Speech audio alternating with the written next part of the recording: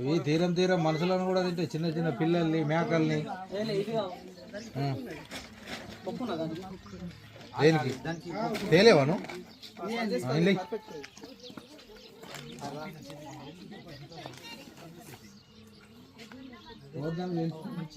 ఇది బాగా డేంజర్ అయిన పాము ఇది దాదా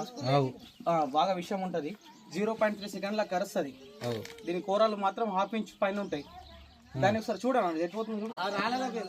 ఫస్ట్ ఎట్లా జారిపోయిందా తోక తెగిపోయింది అది తెగిపోలే ఇప్పుడు జారిపోయింది అది జక్క కొడుతుంది జారింది కానీ దీనికంటే తీసుమరకని అది ఉండే కట్టు పీకింది ఎటు పోదు ఉంటుంది